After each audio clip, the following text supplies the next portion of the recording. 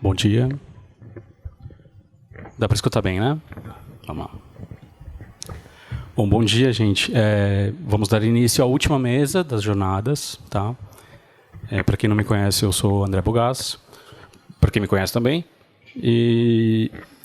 Bom, a gente fez uma pequena mudança na ordem aqui, mas eu queria só, como é a última mesa, brevemente agradecer a FESP que nos recebeu nesse espaço tão bem. Agradecer a todos os sócios e não sócios que vieram de todas as partes do país, da Argentina e de outros países também. Enfim, e agradecer muito a comissão que organizou as jornadas, que acho que fizemos um trabalho muito bom. Assim. Bom, vamos começar com... A gente mudou a ordem, então vamos começar com a Aide Montesano, com a sua apresentação La construcción del dispositivo clínico a partir de la estructura del discurso. Hola, buenos días, muchas gracias por estar aquí y compartir estas hermosas jornadas. Introducción.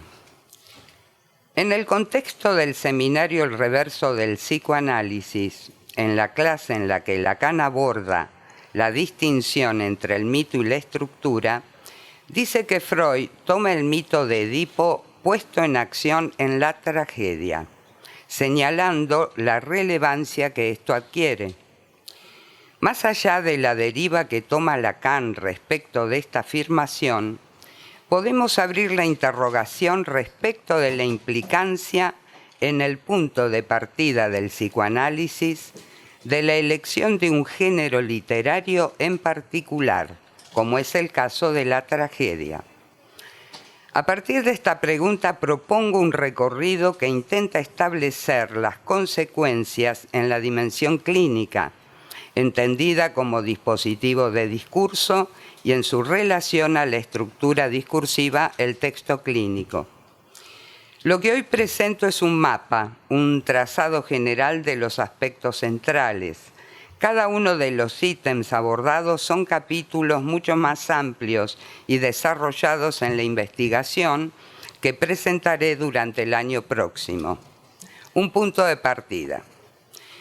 En el seminario 17, Lacan cierra la clase del 11 de marzo del 70 proponiendo analizar el complejo de Edipo como un sueño de Freud.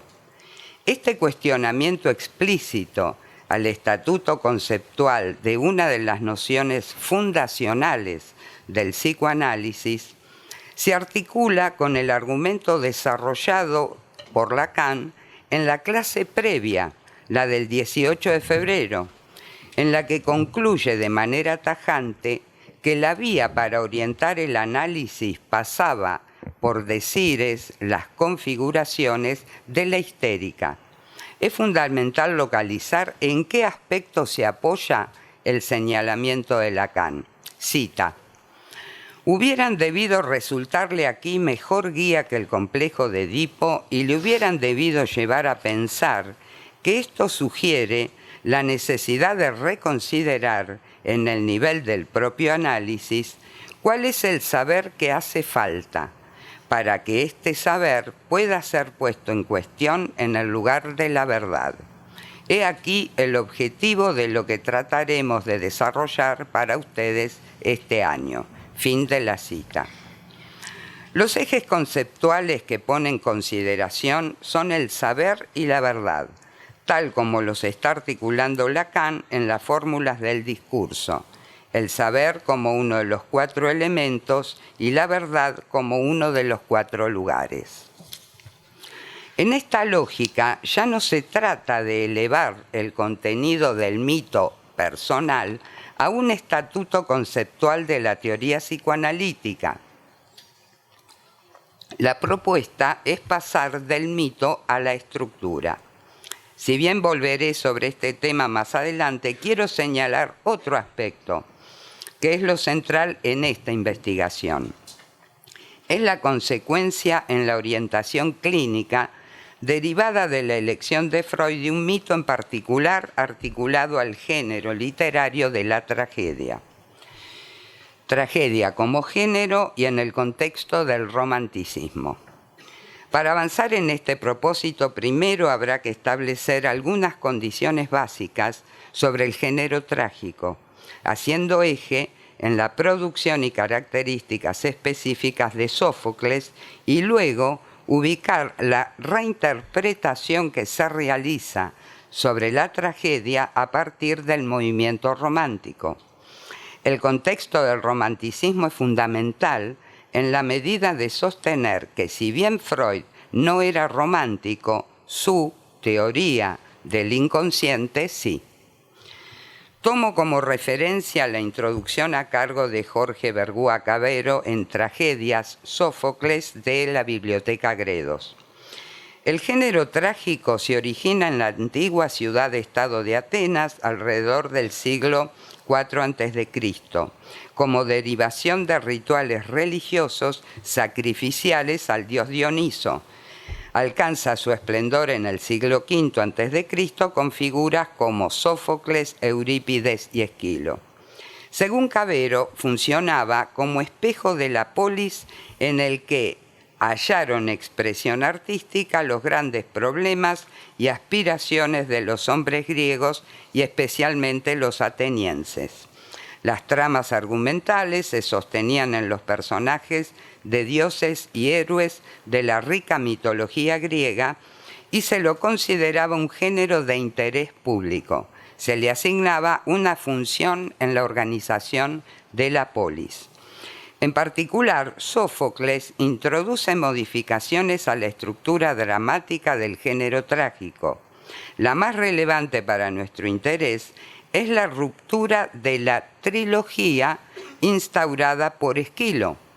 En ese formato, el de Esquilo, las tres tragedias eran una continuación una de la otra y operaban como un todo. Por ejemplo, la Orestea u Orestíada se trata sobre el final de la maldición de la casa de Atreo. La innovación de Sófocles es justamente darle autonomía temática y argumental a cada una de las tragedias. Esto impacta en las características del héroe trágico, más aislado e individualizado, otorgándole un relieve desconocido hasta ese momento. Bajo esta nueva condición quedan relegados a un lugar secundario los motivos arcaicos, como podía ser la maldición que perseguía a una familia a través de varias generaciones. Según Cavero, este cambio indica el abandono de la antigua existencia tribal y un incipiente pasaje al individualismo que asoma en los aires ilustrados del siglo V a.C., algo que Sófocles logra reflejar en sus tragedias. Si pasamos ahora a considerar cómo reinterpreta el romanticismo la tragedia griega, varios son los textos de referencia. Intentaré hacer una síntesis que recoja lo más destacado para el interés de esta presentación. En términos generales, se puede establecer que el movimiento romántico recupera la tragedia griega del olvido en el que cayó durante siglos. Como parte de la lógica del retorno a los valores antiguos con los que construyeron el rechazo a la modernidad, el género trágico fue uno de los elementos privilegiados porque articulaba dos niveles de interés. Por una parte, era la evidencia de lo que Schiller designó poesía ingenua. La obra del poeta antiguo era en armonía con la naturaleza, representando la unidad perdida a causa de los valores modernos. Por otra parte, interpretan en su estructura dramática la puesta en escena de la conflictividad de la existencia humana, tal como la define Goethe. Cita: todo lo trágico estriba en una oposición irreconciliable. Tan pronto como se presenta o se hace posible una conciliación, desaparece lo trágico. Fin de la cita. En este sentido, la tragedia parece inclinarse ahora hacia su antecedente originario, la figura del dios Dioniso. ya que el conflicto irreparable es porque la razón, la justicia y las leyes humanas son siempre insuficientes ante las fuerzas que trascienden su comprensión. En última instancia, esta es la única verdad accesible, verdad última que expone una fatalidad. Esto constituye una diferencia notable con el criterio de la Grecia antigua, ya que el abismo abierto por la tragedia no desembocaba en nihilismo o pesimismo, sino que presuponía un orden y equilibrio superior que generaba sosiego en el espectador. Para concluir con esta síntesis, hago en particular una breve mención a El nacimiento de la tragedia de Nietzsche, porque considero que expresa de manera cabal una lógica muy próxima a buena parte de las concepciones de Freud. A lo que agrego la cita que Freud realiza en el capítulo 7, punto B de la interpretación de los sueños de Nietzsche.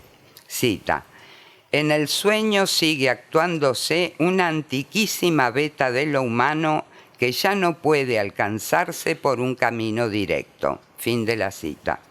Aunque Freud no aporta el nombre del texto del que toma esta cita, en buena medida se vincula con lo que paso a considerar.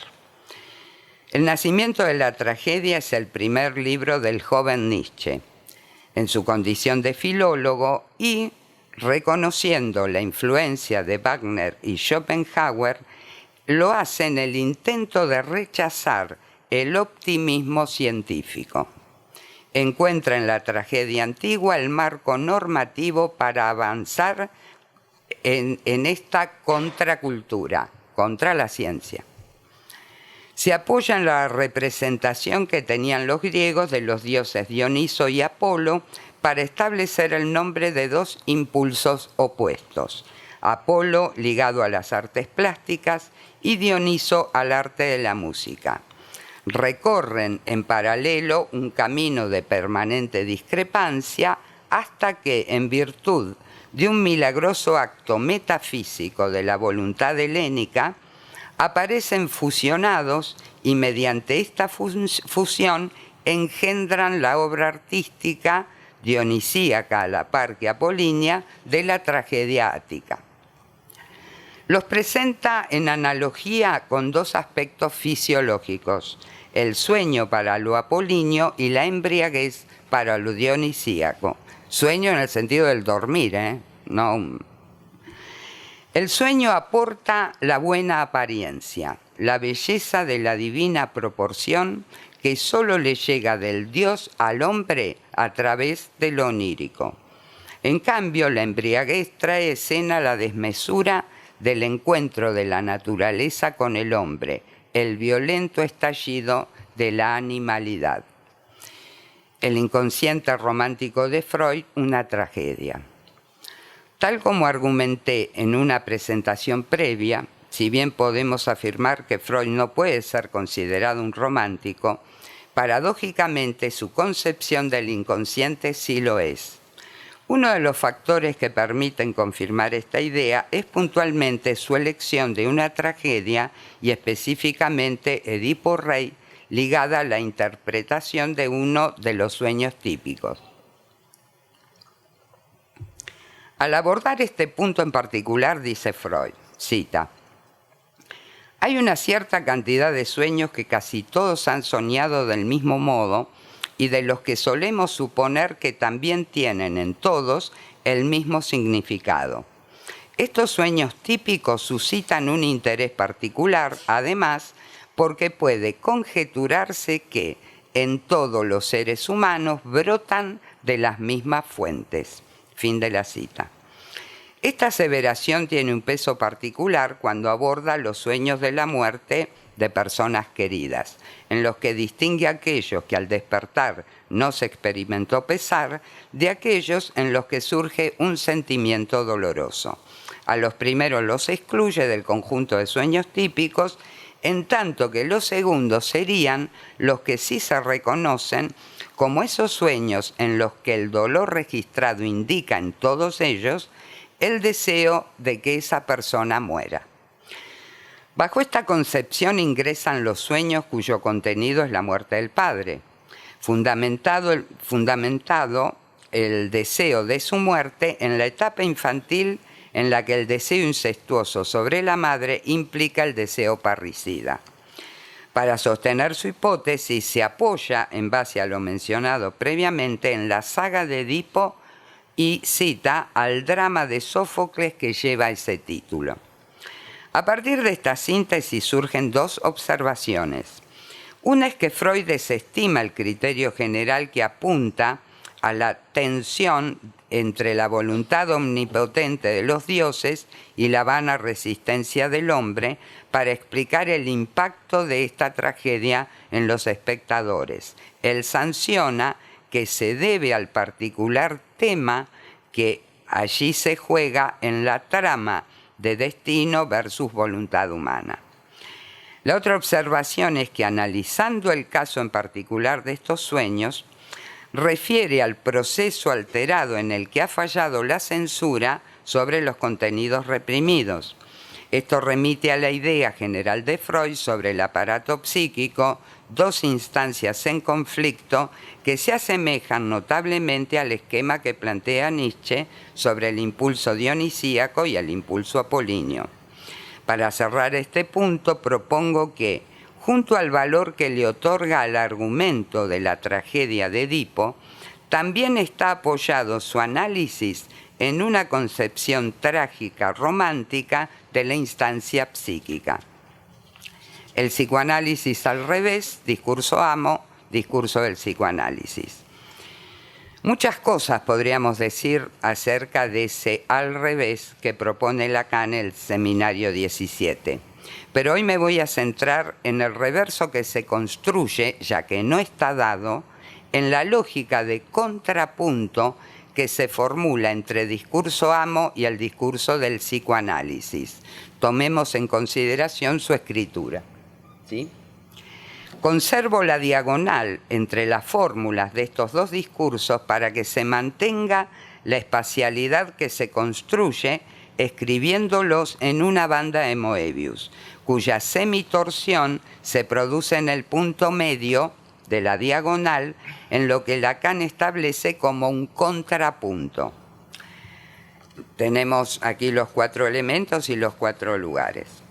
Es clave para lo que resta desarrollar tener presente que la escritura con el álgebra lacaniano de las fórmulas del discurso son las que justifican y sostienen el pasaje que se produce en la construcción del reverso del psicoanálisis de Freud.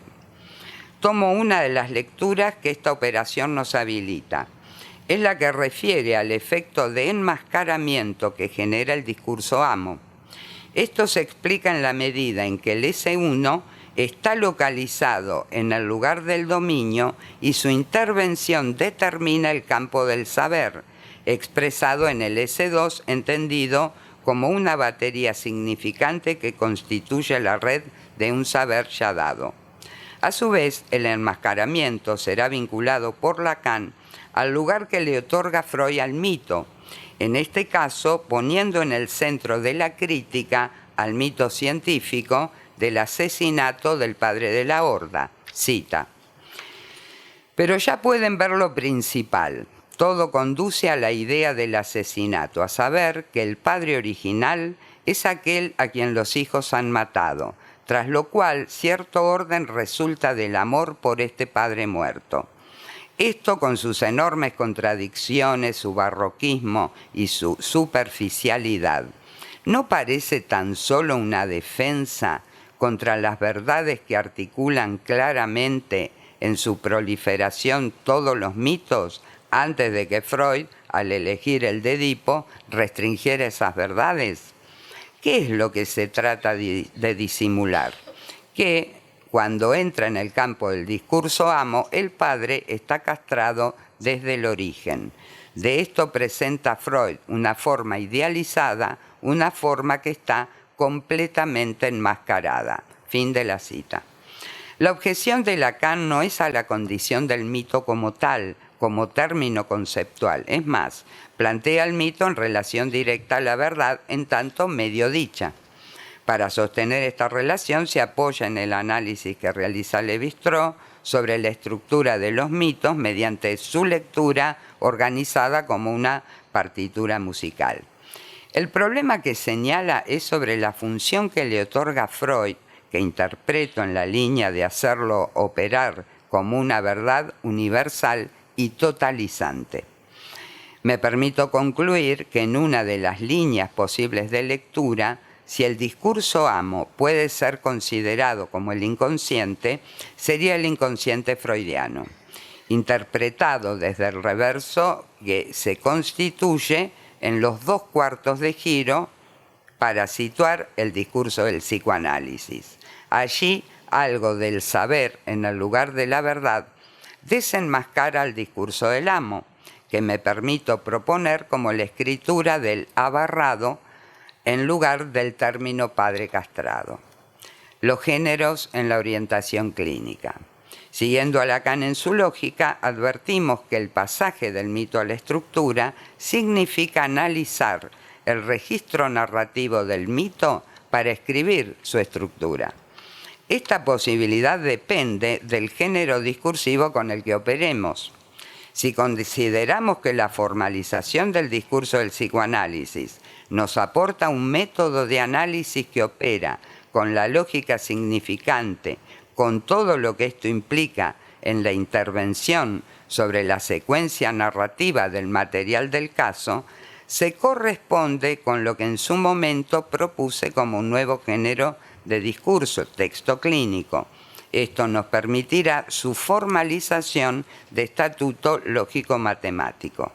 A modo de aclaración, utilizo el concepto género conforme a la propuesta de Svetan Todorov, que define a los géneros según la estructura del discurso en el que se formula. En función de esto, el género literario de la tragedia prescribe analizar un contenido manifiesto al que le suponemos un contenido latente, que en tanto tal ya está allí. Se trata de desvelarlo, de arrancar una verdad última de las entrañas más oscuras de la historia de la humanidad toda. Este género, aun con la caída de la anécdota edípica, por su estructura discursiva ligada al discurso amo, produce una clínica marcada por la romantización del inconsciente. Gracias.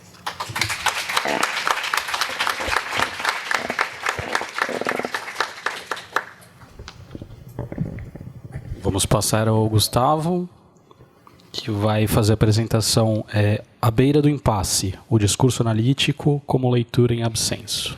Obrigado. Bom dia, gente. Tô conseguindo ouvir bem? Deixa eu ver aqui uma manobra que é ao contrário. Eu tenho que... Tá ao contrário aqui. Vamos lá. Primeiro eu queria agradecer a presença de alguns colegas com os quais eu venho compartilhando esse trabalho há um tempo. Outros também que me veem como referência nas leituras, nos textos, não necessariamente nas trocas diretas, e também nas provocações sobre o tema, a pertinência de trabalhar com esse recorte da teoria. Eu vou pedir desculpas também, porque não vou passar o texto todo, eu escolhi fazer alguns recortes de citação, e também fiz uma tradução livre em algumas delas. Vocês vão ver como ficou também. Bom, este breve esboço parte do título provocativo da segunda jornada de investigação, Discurso e Psicanálise, realizada em abril de 2025 em Porto Alegre, em um esforço de interterritorialidade entre psicanálise e análise de discurso. O título do evento foi O que ler quer dizer. E aí, em um dos dias, o que ler quer dizer no social e o que ler quer dizer no outro dia, na clínica psicanalítica. Deste adveio uma inquietude inicial, possivelmente exagerada, né? Trata-se da impressão de que é pouca a recorrência de formulações sobre a noção de leitura em psicanálise, mesmo a lacaniana, Nesta, por exemplo, quando comparada ao tratamento empregado a conceitos como significante, letra, discurso, escrita. Em geral, seria possível supor, na psicanálise em geral, né, a predominância dessa sensorialidade auditiva nas sessões clínicas. Daí a prevalência do termo escuta. Né? Em outra deriva, talvez mais próxima desta elaboração, pensaria em uma recusa da psicanálise lacaniana em se deixar reduzir a uma hermenêutica do sentido. Então, a leitura remetendo diretamente a essa noção de hermenêutica, descoberta do sentido. Aqui não necessariamente a hermenêutica filosófica alemã, mas uma noção mais ampla de se pensar essa produção de sentido, de descoberta, de interpretação, vamos dizer assim, dos textos. Nessa última perspectiva, uma leitura decorrente da interpretação analítica correria o risco de se limitar à descoberta do que até então permanecia oculto, aquele que procurou uma análise, e seu fim, possivelmente, fim enquanto finalidade também, coincidiria com o encontro de um significado antes mascarado ou mesmo inacessível, sob o não sentido aparente dos ditos e ou não ditos de um analisante. Um estereótipo também que se coloca, às vezes se aponta que Freud fazia isso, é um pouco mais complexo, mas essa noção, né? Descobrir o sentido daquilo que causa e, consequentemente, a resolução se daria diante, a resolução do caso também se daria diante disso. Com efeito, se o trabalho analítico é caracterizado por uma prática de leitura, torna-se relevante interrogar o lugar em que esta ocupa. O que ler quer dizer na clínica psicanalítica? A referência aqui proposta, de algum modo ciente de sua limitação de recorte, é a de que tal prática visa dirigir-se ao furo no sistema do discurso. Aquilo em que, em termos lacanianos, se poderia nomear o real enquanto impasse lógico ou impasse de formalização. Vou trazer uma citação do seminário 19,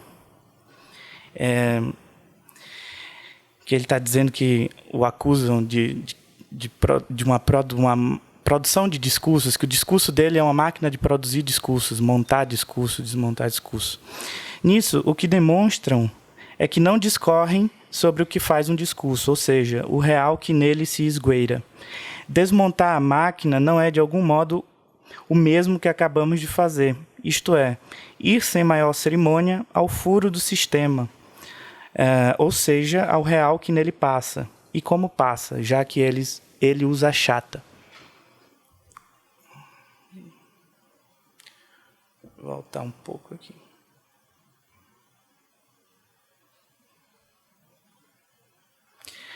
Essa inquietação ganha força a partir de um excerto do Seminário 20, no qual Lacan afirma que, no discurso analítico, ao que se enuncia de significante, vocês dão sempre uma leitura outra, que não o que ele significa. Para esta leitura outra, recorre-se aqui à noção de absenso, derivada do texto de O Aturdito e das elaborações posteriores extraídas do debate entre Bárbara Cassan e Alain Badiou, bem como do que propõe Mladen Dola acerca do tema. Volta o tema, né? A expressão absenso reitera o afastamento do paradigma aristotélico da significação, esse que convoca a decisão do sentido, isto é, do par, sentido, não sentido, faz sentido, não faz sentido, e introduz o que há de irredutível à regulação de discurso corrente. O Lacan até brinca com esse discurso corrente, né? O disco corrente que ele faz. O pensamento dominante no Ocidente repousa sobre o imperativo dos princípios da lógica aristotélica. Destaca o princípio da não contradição, formulado por Aristóteles na Metafísica, segundo o qual é impossível que o mesmo conjuntamente pertença e não pertença ao mesmo e segundo o mesmo. Essa é uma tradução da editora Vozes. Tem outras também que alteram um pouco os termos colocados.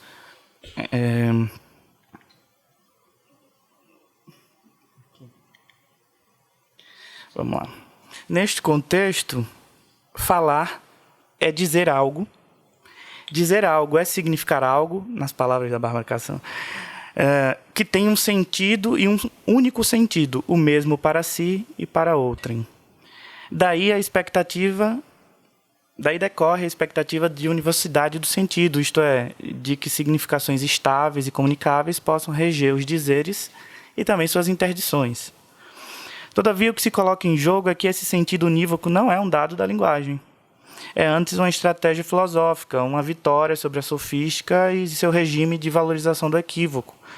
Seja este, tal como Lacan os apresenta em um aturdito, sob o modo, por exemplo, da homofonia, ou da anfibologia, o equívoco da sintaxe, ou paradoxo, algo que diz do campo da lógica. Para além de sua acepção lógica, orientada à demonstração do verdadeiro, universal, necessário, vale lembrar a presença em Aristóteles de um construto tópico retórico, destacado em conceitos como o verossímil, o eikos, o lugar comum, o topos, figuras, o tropos, interessante, né? Topos e tropos também, a opinião, a doxa. Nesse outro âmbito de sua obra, nota-se não exatamente a preocupação com o encerramento do equívoco da língua, ou com isso que é verdadeiro, universal e necessário, mas com sua regulação discursiva. Sua proposta retórica situa a produção dos sentidos no campo da política e da moral. Ao fim, trata-se da tentativa de administrar o equívoco da língua. O discurso analítico, ao contrário, se dirige... Não estou pensando no discurso do psicanalista dentro dos 4 discursos aqui. Não cheguei aí ainda para essas elaborações, mas o discurso analítico, em termos mais amplos, enquanto o que se pode fazer na clínica, talvez. Eu acho que esse texto tem uma preocupação muito clínica, que me ocorre de pensar como ler melhor os casos, se isso é neurose ou não, não sei, mas fico me perguntando a todo tempo e levo para supervisões assim. O discurso analítico, ao contrário, se dirige exatamente ao ponto em que a regulação da linguagem falha em seu esforço de estabilização última, a máxima de que não há metalinguagem.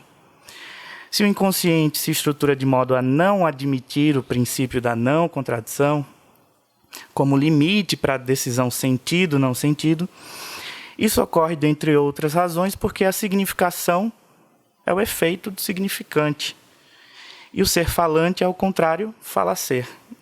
Função da noção de ser, que é criada pela articulação... Não foi, né? Função da noção de ser, que é criada pela articulação significante, absolutamente contraditória a de um e de indivíduo, e que permite inscrever a polifonia e a emissão de outridade, e com o ser, o particular de cada caso na clínica psicanalítica. Eu gostei como o chat me ajudou a traduzir a emissão aqui, ó. Imiscusion. Maravilhoso. Seria como uma intromissão, alguma coisa assim? Não, sim. Como mescla mejor. Sim, imixion. Por isso, Sim, tá errado. Eu achei bonito por causa disso. Porque eu me senti intrometido. Porque eu poderia ter olhado o próprio livro. Aí eu fui na tradução do português para voltar para o espanhol. E deu nisso aí. Mas legal, porque se trata do tema, de algum modo, é uma performance, né? Do texto. Para que se constitua... Vou continuar.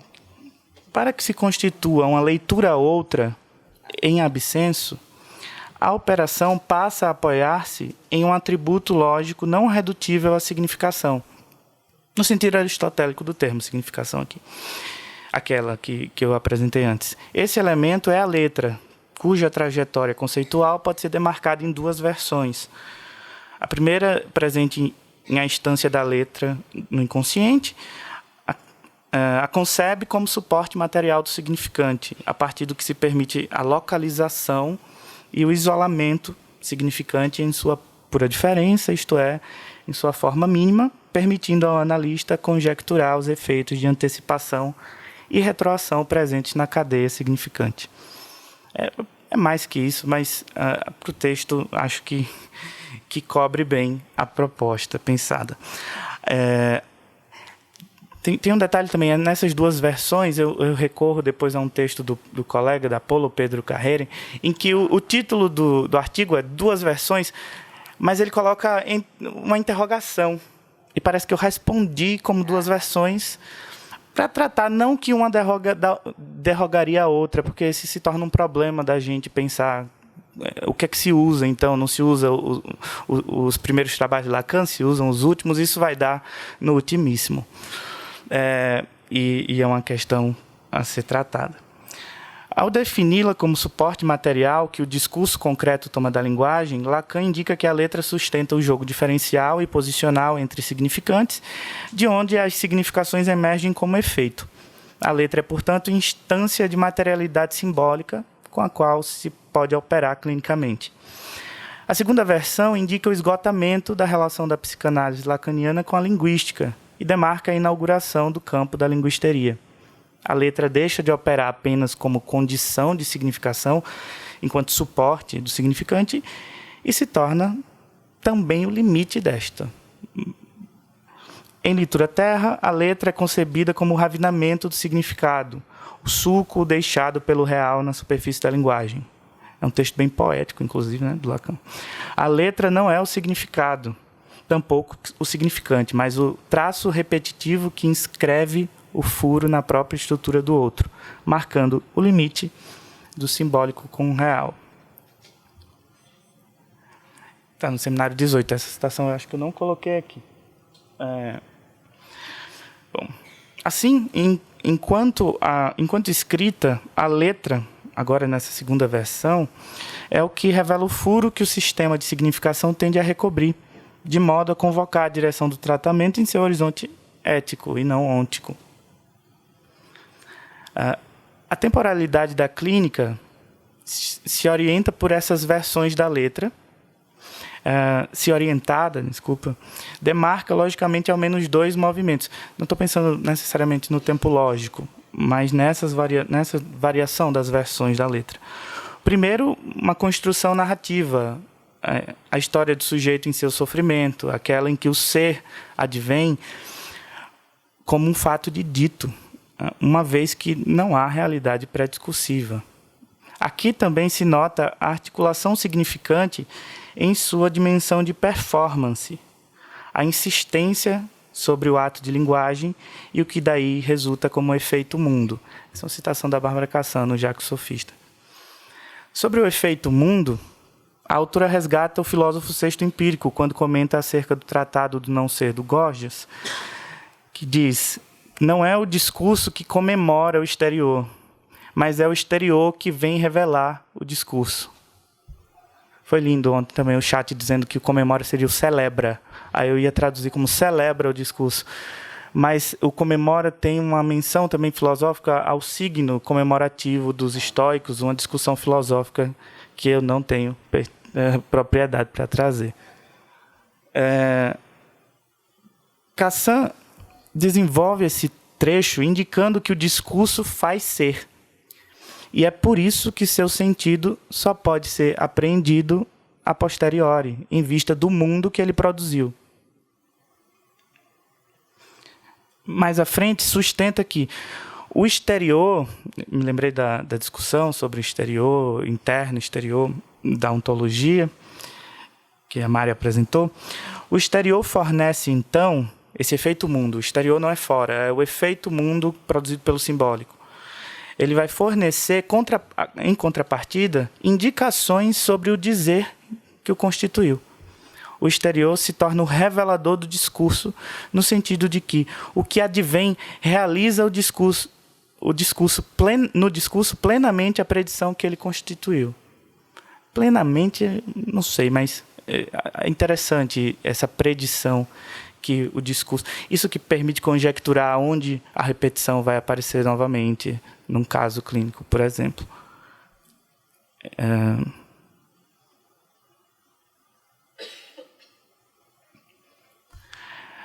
Deixa eu ver onde eu me perdi. A partir desta materialidade, materialismo, a tradução do texto do Alfredo para o português trouxe o materialismo dos termos da linguagem. Mas acredito que se trate de algo semelhante. Desta materialidade e de seu efeito mundo, aposta-se no ponto de inflexão a ser alcançado por secundariedade crítica no equívoco de uma significação. Parece que a sofística, ou o valor sofístico de uma interpretação, que pode interessar a psicanálise, utiliza do equívoco não propriamente para fixar um ou vários outros sentidos, mas para suspender, ainda que provisoriamente, a asserção de sua certeza do sentido, ou no sentido, convocando ao ato, este que podemos vincular diretamente com a interpretação. Podemos considerar que este ato discursivo produz um novo sujeito, entendido como tema ou assunto. Consideraria essa leitura outra, em absenso, como a operação que permite intervir nessa pretensa estabilização do sentido no instante de suas possibilidades outras, não a qualquer tempo ou qualquer modo. Daí a noção de tempo também, o kairos, que foi trazido ontem, né?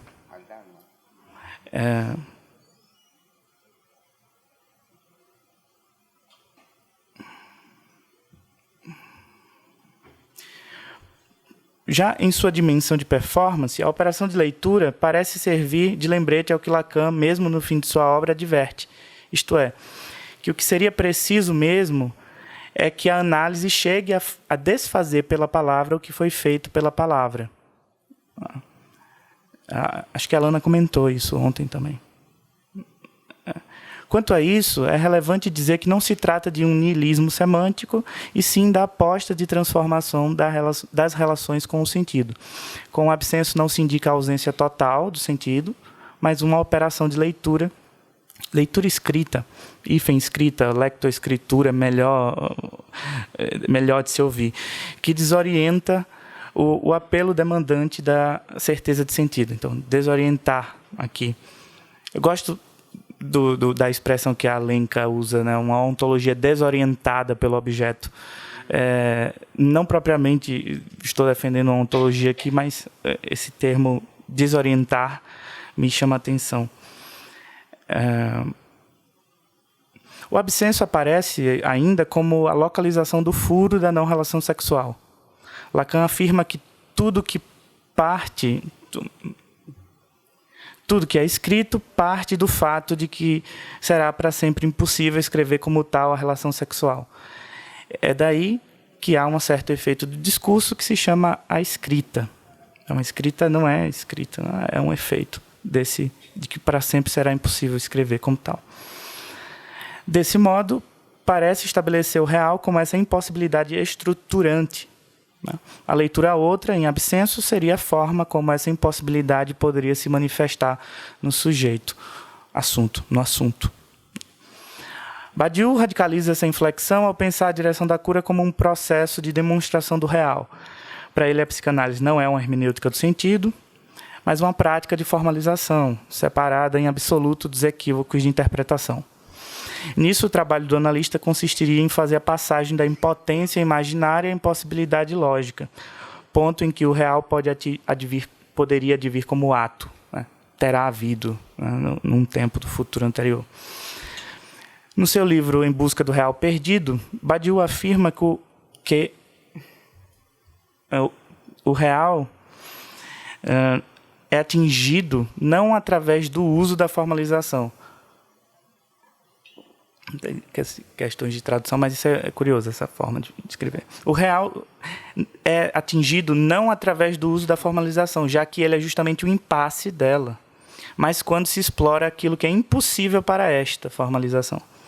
Trata-se, portanto, de um ponto de pensamento que, embora condenado a permanecer inacessível às operações que a formalização torna possíveis, não deixa de ser condição última para ela própria. Ele traz o exemplo da matemática, o número infinito em relação à aritmética, como estando fora daquele conjunto, mas se ligando organicamente a ele.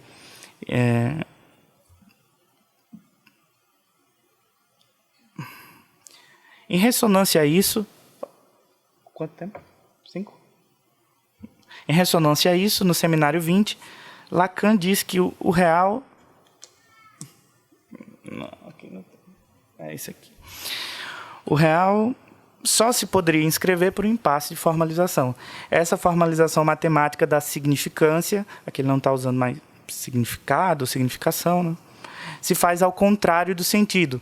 Eu ia quase dizer a contrassenso. Vê-se aqui que essa formalização não é solução para os impasses da linguagem. Não é a solução.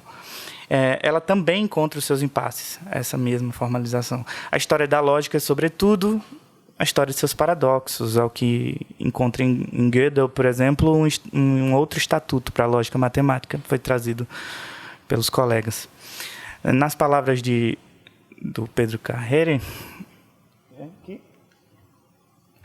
os impasses paradoxais da lógica matemática parecem revelar que tampouco ali há metalinguagem.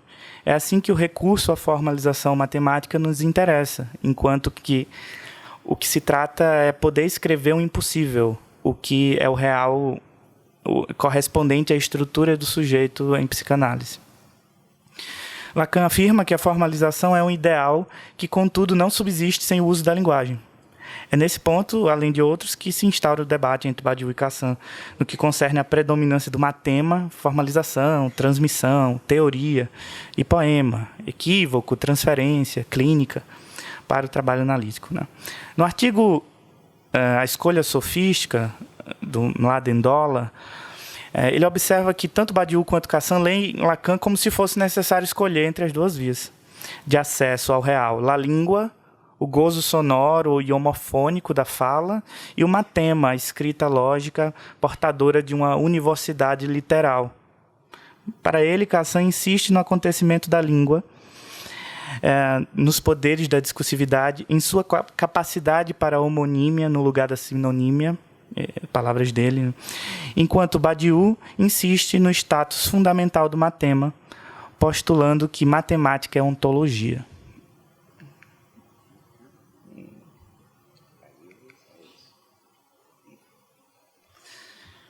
Eu estou perdido aqui já. Me desculpem. Então. É como se cada um... E agora, que é para frente, para trás? Agora não está nem mudando mais. Vou. É que não está... Sim. Vamos lá. É como se cada um dos dois, Badiou e Cassin, tomasse uma parte... É essa aqui. Tomasse uma parte de Lacan, e ambas são definitivamente parte da doutrina lacaniana. Fizesse uma escolha e, por fim, jogassem uma contra a outra. E aí virou uma questão. Qual é a turma do matema, a turma do poema?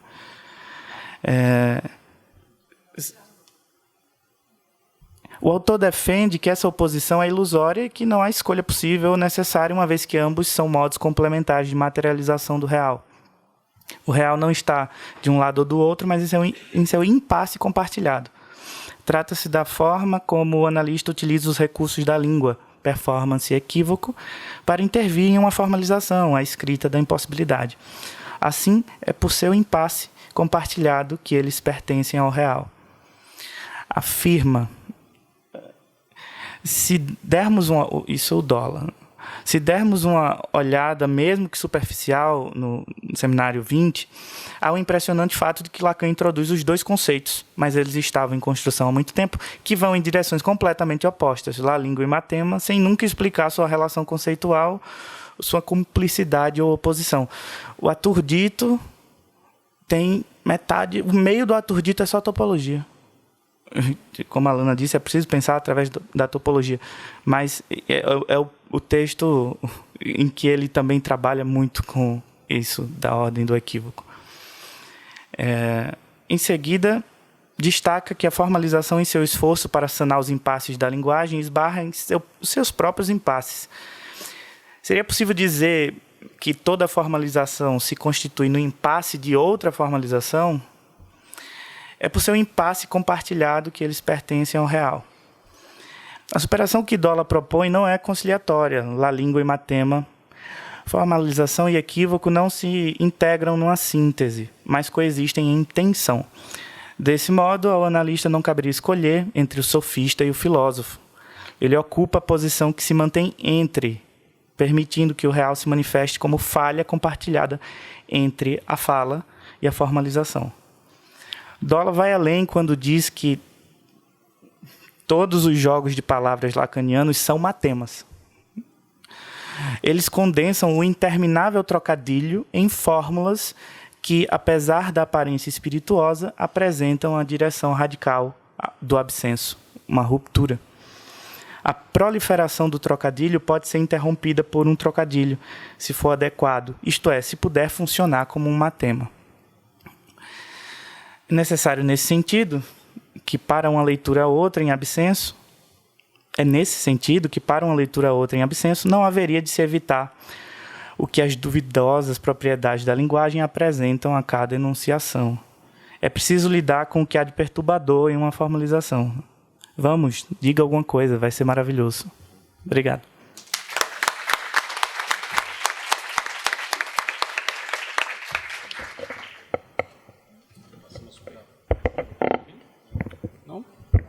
Oi. Tá ligado agora, né? Tá. Passamos agora para a apresentação de Silvana Salcons, que será lida pelo Juan. La ilusión moderna del show, como el rechazo a toda otredad. Hola. ¿Se escucha? Sí. Bueno. La ilusión moderna del yo como el rechazo a todo otredad. La evidencia de la realidad física formulada a partir de Descartes, basada en la denominación de extensión, ha introducido diferentes órdenes para pensar la realidad. Uno, los que se insertan en el nivel de las operaciones del conocimiento racional. Se pueden explicar a partir de la argumentación lógica. Y dos, aquellos que implican sentimientos, creencias, delirios, sueños, intuiciones, etc., que deben explicarse por algún determinismo, que, al carecer fenomenológicamente de la evidencia física, se los inserta en una reducción orgánica, por la necesariedad lógica del objeto físico como referente. Este dualismo tiene como operador lógico fundamental al concepto del yo como unidad esencial del ser, una entidad material, única e indivisible natural, que, articulado a las ideas aristotélicas, sostiene la existencia de un yo empírico sustancial natural. Los hombres son parte de una entidad real mayor, la naturaleza, y se componen por una misma y única sustancia material corpórea. La realidad natural se impone como única posibilidad para la cultura occidental. Como dice Alexander Coiré, el cuerpo interviene como un factor integrante, indispensable y necesario. Privado del cuerpo, el hombre ya no sería hombre. Más aún, el razonamiento cartesiano desemboca en la negación del vacío. El razonamiento cartesiano que desemboca en la negación del vacío únicamente tiene validez en función de la ontología aristotélica.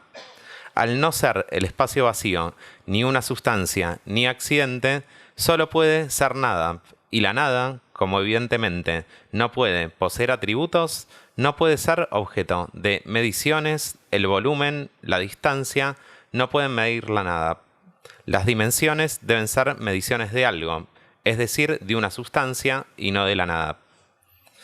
El concepto de realidad moderno parte del yo, como referente último de todos los hechos psíquicos, yo psicológico, del conocimiento, yo nociológico, y del ente en sí mismo, yo metafísico.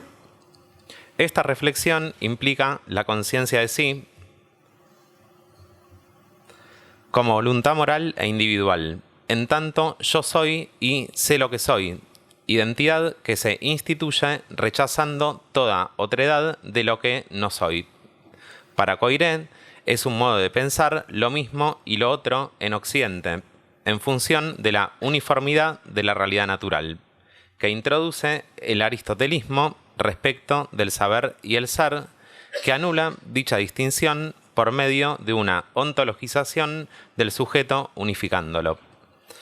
Mauss sostiene que estos desarrollos producen un nuevo modo de pensar las colectividades sociales. Es en la modernidad donde es posible pensar el concepto de nación definida como una entidad con un claro anclaje en lo real, una realidad en la cual encuentran su lugar las prácticas e instituciones. Por primera vez en la historia, una nación intenta tomar conciencia de sí misma, por ritos, por una fiesta, de manifestarse frente al poder del Estado.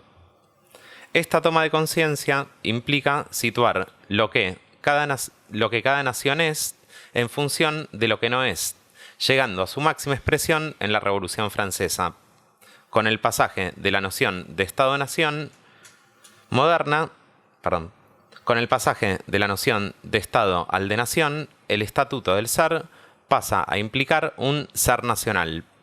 La nación moderna se definirá con ciertos rasgos. A, el capitalismo que introduce el interés propio. B, la militarización imperialista como imposición de la igualdad. Y C, el nacionalismo que engloba a las anteriores, basado en la buena voluntad y la conciencia sobre sí. Se impone para la cultura occidental el rechazo a toda diferencia, a todo otro que cuestione esta unidad en función de cierta igualdad natural. Esto trae como consecuencia los problemas del colonialismo y el internacionalismo, entre otros.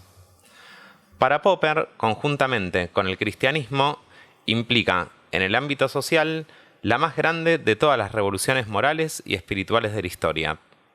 Un movimiento iniciado 3 siglos atrás que responde al anhelo de incontables hombres desconocidos de liberar sus propios seres y pensamientos de la tutela de la autoridad y el prejuicio.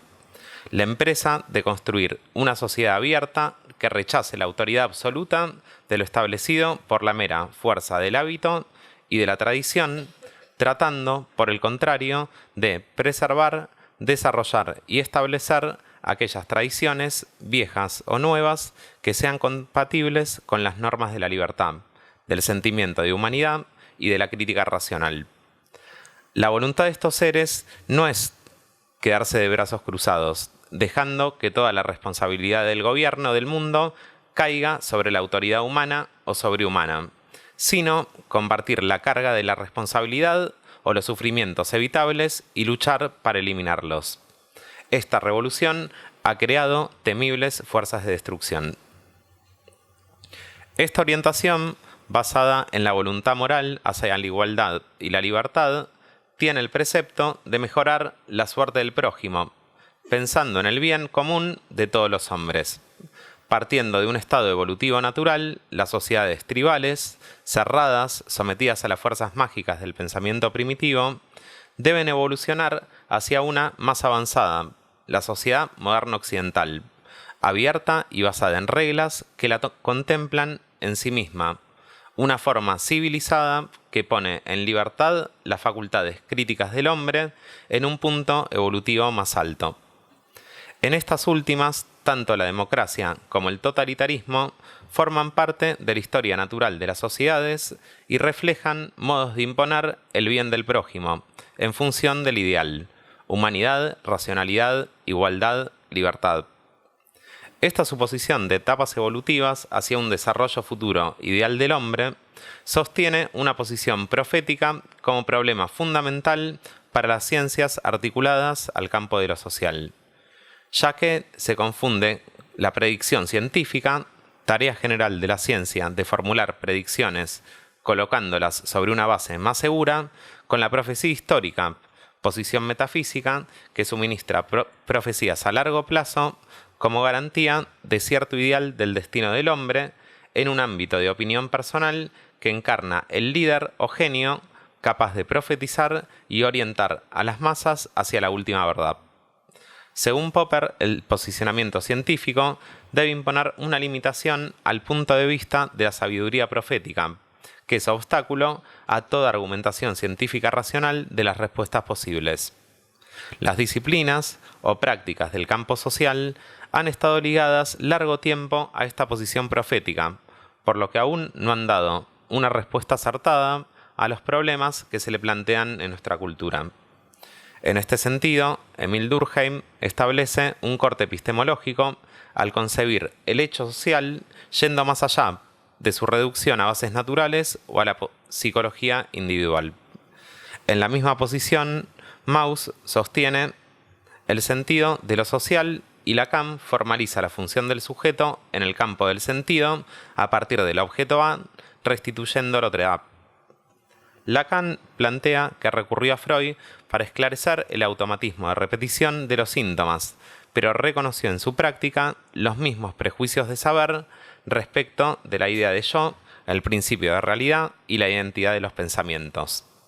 De allí que propone abordar de revés el proyecto freudiano, a partir de la introducción del gran otro, para poner en su lugar la ilusión del yo. Dice: colocar en su lugar la evidencia engañosa de que la identidad consigo mismo, que se supone en el sentimiento común del yo, tendría cualquier cosa que ver con una pretendida instancia de lo real. Más bien se trata de lo vivo de una función de falta con la cuestión del lugar que puede tomar en una cadena causal. Sea lo que la imagen cubre, esta no centra sino un poder engañoso de derivar la enajenación que ya se sitúa en el campo del otro. Estos problemas de la función de la imagen ya se encuentran mayormente desarrollados en la psicología asociacionista de fines del siglo XIX, cuya teoría mecanicista de lo vital no deja de incidir en la teorización del inconsciente freudiano. El engrama o huella anémica son la inscripción de la realidad El engrama o huella anémica son la inscripción de la realidad natural por la experiencia vital sobre el cuerpo propio. Todo síntoma se plantea como la discordancia en el yo entre la imagen como representación y los afectos como el efecto de esa inscripción en el yo.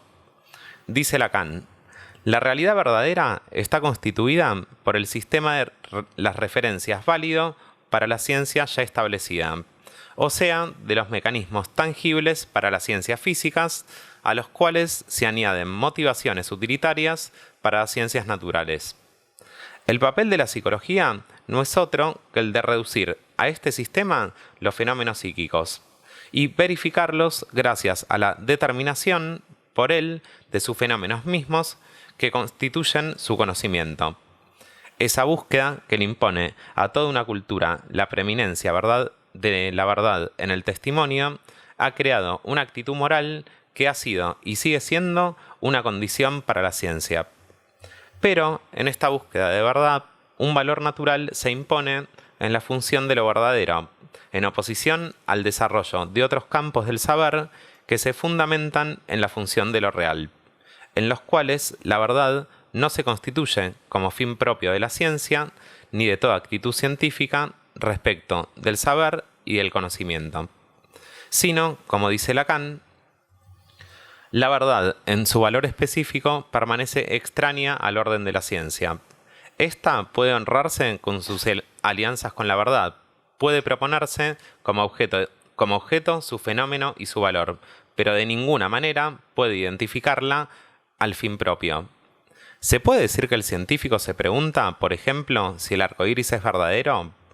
Únicamente le importa que este fenómeno sea comunicable en algún lenguaje, condición del orden mental, registrable de alguna forma, condición del orden experimental, y que logre insertarse en la cadena de las identificaciones simbólicas en la que su ciencia unifica lo diverso de su objeto propio, condición del orden racional. Con el psicoanálisis se introduce a la verdad como efecto del campo de la palabra y el lenguaje, a partir de la particularidad del sujeto, situándola en una función social más que natural. La experiencia analítica pone en cuestión la reducción de todo síntoma a la física orgánica, al yo del conocimiento y la certeza. El testimonio del hablanzar en tratamiento lo confirma. La imagen encubre un sentido particular que se inscribe en una relación social. Allí formula aquello de lo que sufre y que quiere dejar atrás. Confía el secreto de sus fracasos y el éxito de sus designios, juzga su carácter y sus relaciones con el prójimo. De ese modo, informa acerca del conjunto de su conducta al analista. En ella actúa permanentemente la imagen misma que éste ve surgir en lo actual. Descubre esos rasgos en un retrato de familia. Imagen del padre o de la madre, del adulto todopoderoso, tierno, terrible, bienhechor o castigador. Imagen del hermano, niño rival, reflejo de sí o compañero. La idea de que hay en el hombre de un mundo unido a él por una relación armoniosa permite adivinar su base en el antropomorfismo del mito de la naturaleza. A medida que se cumple el esfuerzo que esta idea anima, la realidad de esa base se revela en la subversión siempre más amplia de la naturaleza. Esa subversión que es la hominización del planeta. La naturaleza del hombre es su relación con el hombre. El axioma "no hay sujeto sin otro", propuesto por Lacan, implica ir más allá de la identidad del yo. Dice, sobre la función del yo en la experiencia que de él nos dé el psicoanálisis, experiencia de la que hay que decir que nos opone a toda filosofía derivada directamente del cogito. No hay identidad de sí mismo, se trata en la estructura del significante de la inscripción del sujeto en el campo del otro. De allí su definición de que un significante es lo que representa a un sujeto ante otro significante. Cito, la relación del sentido con el significante. Eso es lo que yo creo, desde siempre, que es esencial mantener en el corazón de nuestra experiencia, para que todo nuestro discurso no se degrade. El signo es lo que representa algo para alguien, es decir, que, en el nivel del signo, estamos en el nivel de todo lo que ustedes quieran, de lo psicológico, del conocimiento. El significante, eso es otra cosa. La relación del significante es esencialmente con el significante, que el significante, como tal, en tanto que se distingue del signo, no significa más que para otro significante, y nunca significa nada diferente que el sujeto. La ilusión moderna del yo tiene como efecto el rechazo de toda otredad y, en consecuencia, la abolición de todas las diferencias en el horizonte de la constitución del sí mismo como uno del ser. Las ideas imperantes en la actualidad no escapan a este planteo. Las teorías de la psicología, como el conductismo y las prácticas psicoanalíticas freudo-lacanianas o millerianas, plantean cierta reducción al campo biológico, naturalizando al sujeto y en consecuencia al lazo social. El registro del sentido se desvanece en esta entificación. Desde Apola nos proponemos recuperar el campo del sentido a partir de la lógica del significante que propone Lacan, en la cual la realidad adquiere otro estatuto a partir de la potencia del discurso del otro. No hay realidad prediscursiva, la realidad se funda con el discurso, lo que subvierte el concepto moderno de la realidad natural por la dimensión simbólica de los tres registros, simbólico, imaginario y real, para el hablanzar. Lacan propone para el psicoanálisis la tarea de plantear el estatuto del campo del sujeto, la fundamentación de lo real y la función del campo de la verdad en inmixción de otredad. Dice, el momento de despertar, que yo lo sitúo históricamente en el cogito de Descartes, es algo que no es inmediatamente aparente, justamente en la medida en que de ese cogito se hace algo de un valor psicológico. Pero si se sitúa exactamente lo que está en juego, la puesta en evidencia de que la función del significante es, y no es otra cosa, que el hecho de que el significante representa al sujeto para otro significante. Es a partir de este descubrimiento que, estando roto el pacto supuesto, preestablecido del significante con algo, se comprueba que es a partir de esta ruptura, que es a partir de ahí que puede inscribirse una ciencia. A partir del momento en que se rompe ese paralelismo del sujeto con el cosmos que lo envuelve y que hace del sujeto psique, psicología, microcosmos. Eso. Listo.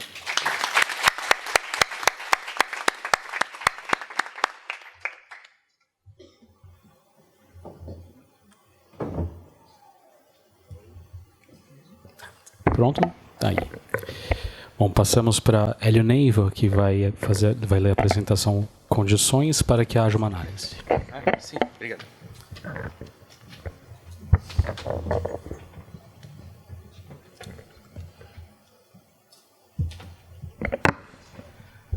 Boa tarde. Tá acabando. Que os últimos serão os primeiros na próxima, por favor. Então, eu tentei traduzir pela inteligência artificial e ficou muito artificial. Então, não vai passar o texto em espanhol.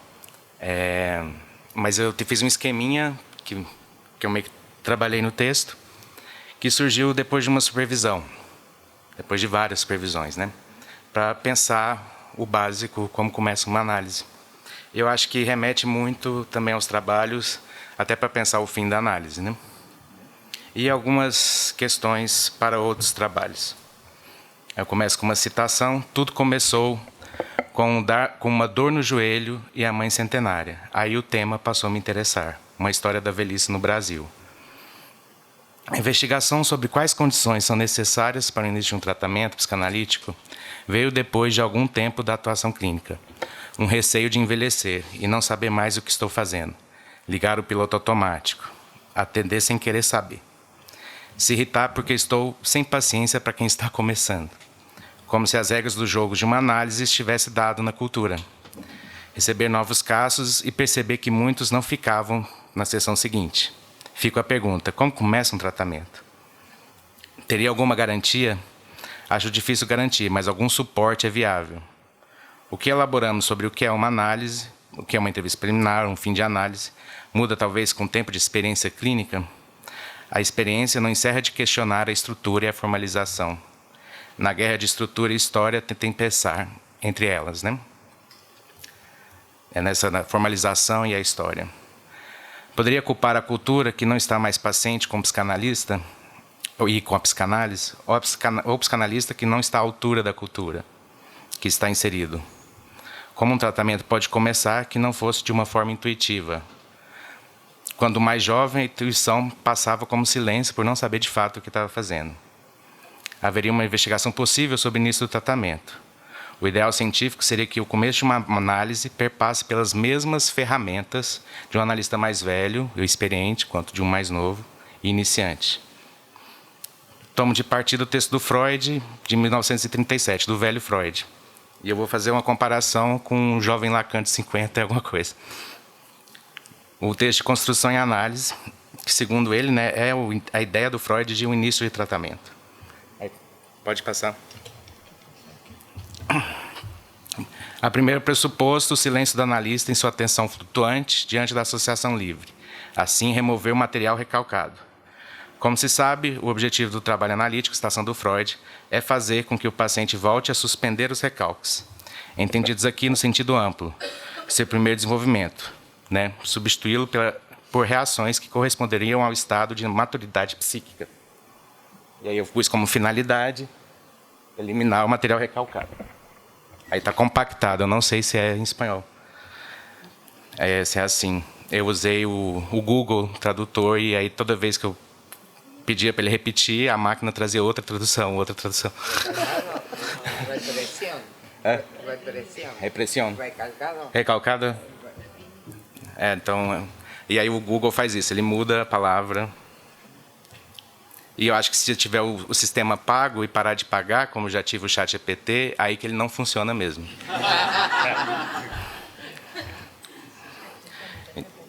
Então... O seu foi de graça? Tava bom, tava bom. Então nunca pague, se você pagar vai atrapalhar. Com o pressuposto que os sintomas e a inibição têm uma origem desenvolvimentista, que estaria a causa deles ligada ao esquecimento.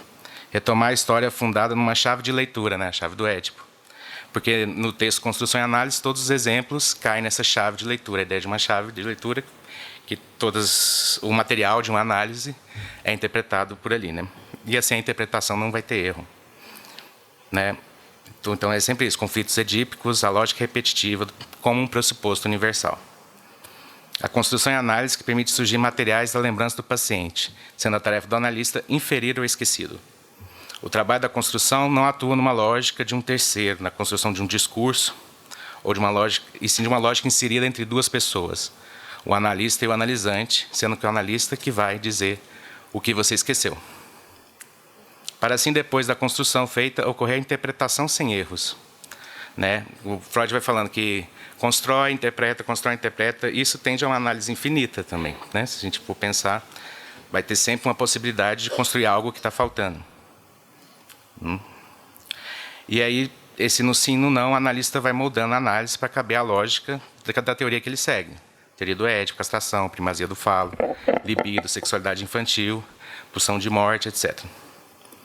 A interpretação, para o Freud, refere-se a um único elemento da fala, seja um ato falho, um xixi, um lapso, que remete à construção inicial. Né? Então, a interpretação não ter erro é isso, né? Você tem uma fundação de uma leitura que aí né, basta concordar. Não é uma interpretação, né, de conflitos, né, ou de contradição, não é isso que se passa.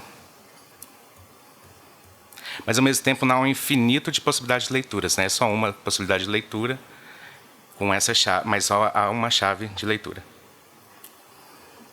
Cabe apenas um jogo de contradição, mas que fecha o sentido. Né? No sim concordamos, no não chegamos até o sim. Né? No não vamos argumentar até chegar ao sim. A autoridade é estabelecida pela transferência como saber em si do analista. Transferência como repetição das existências à memória do analisante. Não é a resistência do discurso que está em jogo. Né? A resistência é do analisante, assim, pela transferência, que permite a autorização da construção do caso. O analisante até supõe o saber. O problema está que o analista acredita que sabe. O saber pode ser garantido, né? De novo, pela chave de leitura. A lógica da construção e análise em Freud é o histórico do paciente, sendo a história o triângulo, né, pai, mãe e filho, e não o sujeito que se encontra entre significantes. Não é em si a história vivida, não é o relato em si contado. A verdade, como fato histórico, não é o relato daquele momento, né, é o passado apenas, como fato. Então, há um lugar do poder do analista. É bastante imaginário a partir dessa dualidade. Há somente dois no setting, né?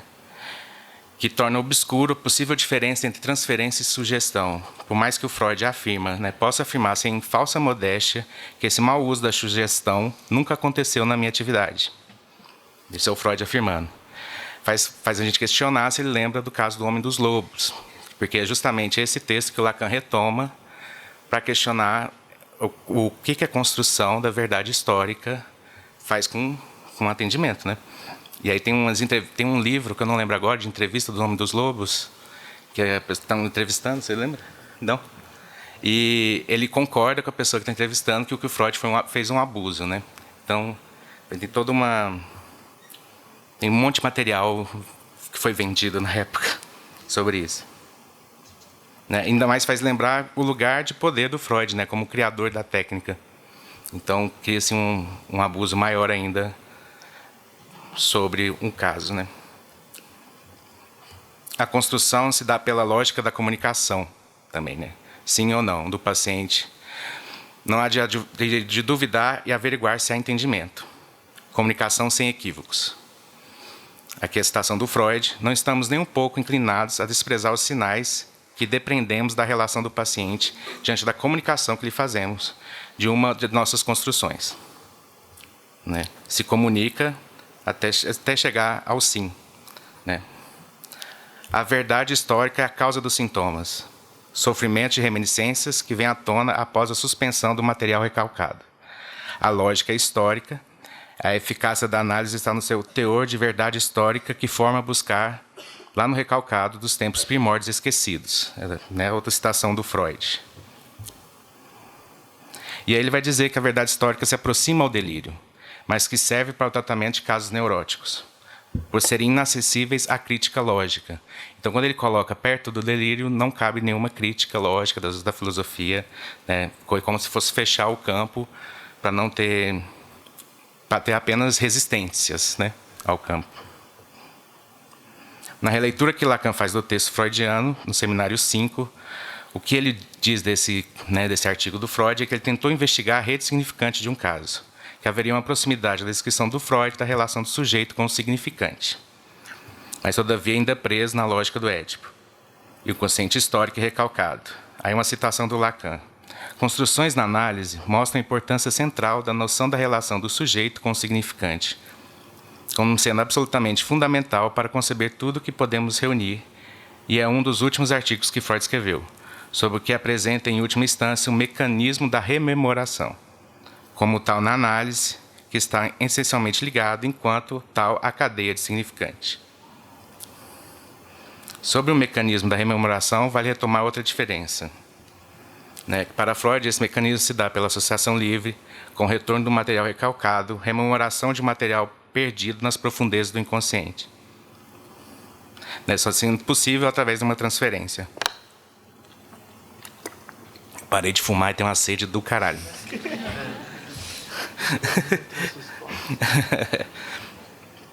Então, passa essa parte, que é bem repetitivo.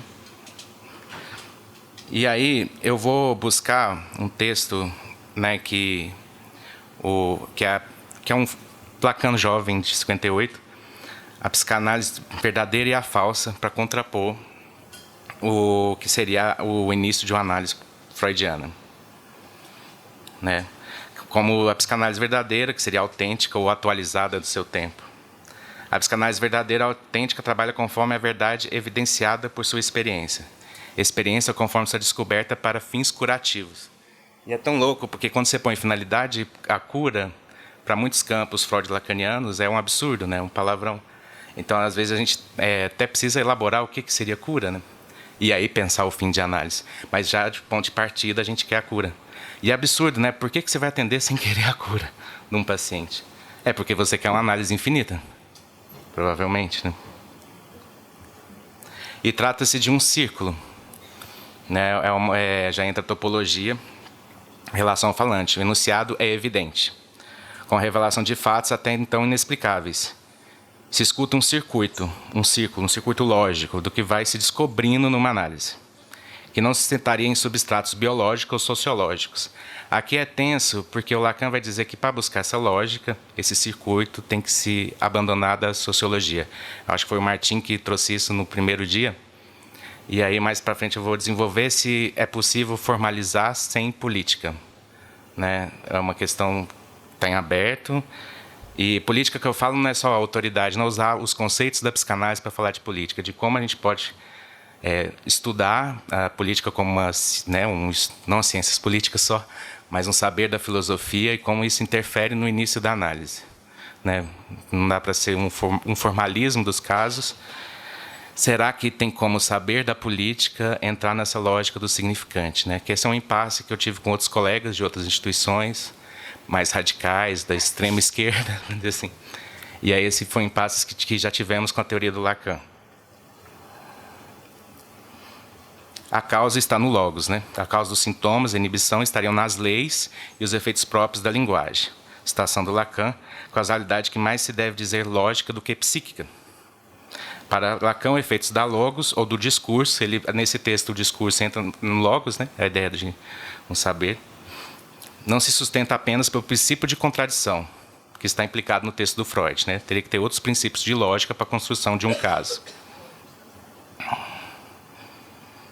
Que aí pode exprimir uma análise na estrutura específica da história contada. A ação própria do significante, uma citação do Lacan, na medida em que devemos considerar essa ação como engendrada a significação do sujeito do qual ele se apodera, marcando como significado. Logos como um mapeamento dessa rede de significantes. E a linguística como base dessa construção. E a transferência, a instituição de um outro como lugar de fala. Mais uma saída da dualidade, E aí uma citação do Lacan, um palco regido pela máquina do inconsciente. E essa relação da máquina com o inconsciente que vai mais para frente, que o Deleuze vai contrapor ao Lacan, Pensar a máquina desejante, o inconsciente maquínico, e até uma questão que eu acho problemática no Deleuze, que é o rizoma. Vendo o trabalho da Flávia, a ideia dos circuitos, daquele embromado, Eu esqueci o termo que você usou. A recursividade, que isso não estaria no rizoma, que teria uma tendência, né, múltipla, que tende ao infinito. E aí talvez teria que ver como que isso repercute na teoria do Deleuze, né, na esquizoanálise, e que talvez tenham que abandonar isso também.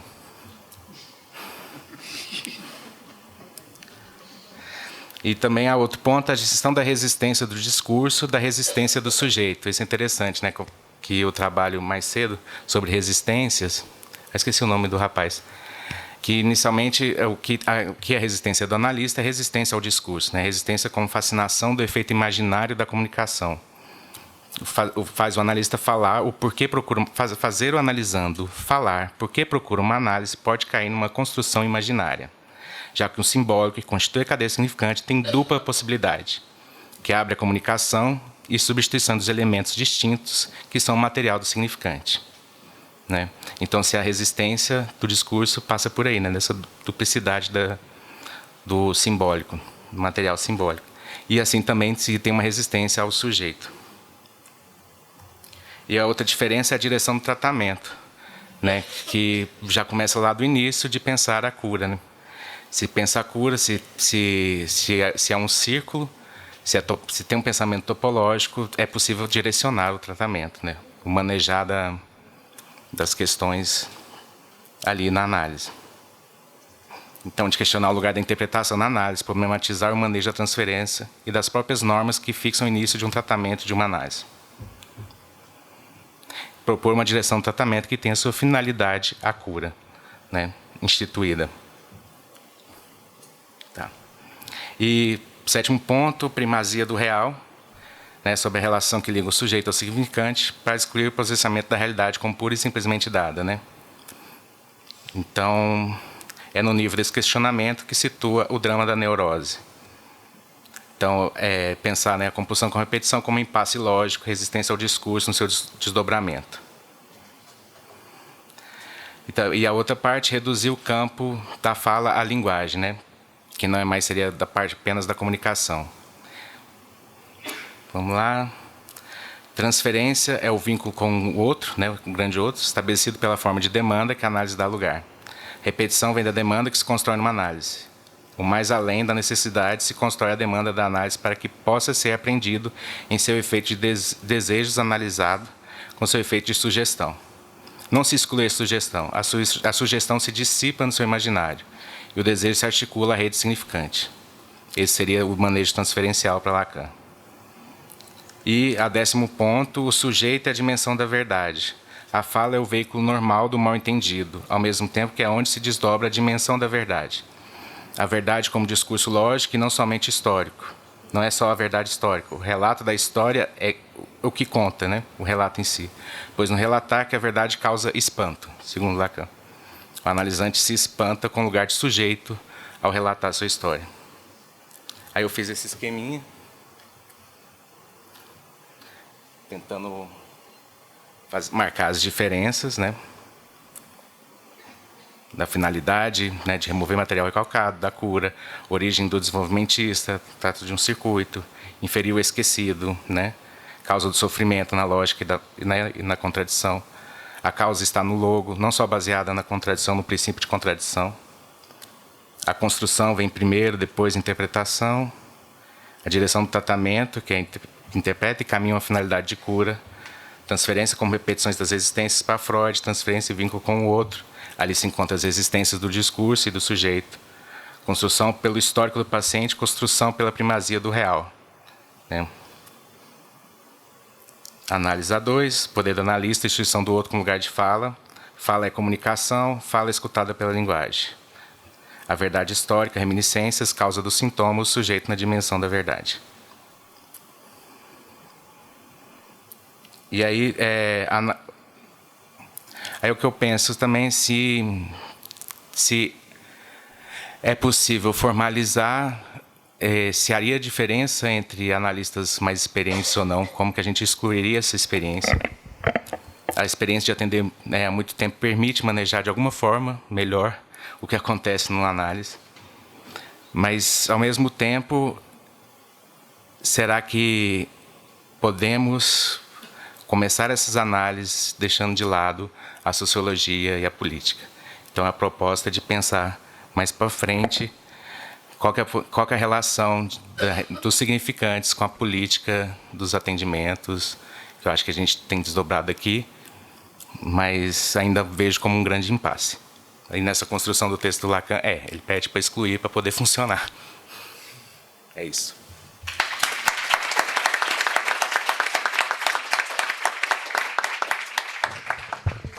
Bom, vamos às perguntas. A gente tem 20 minutos para as perguntas.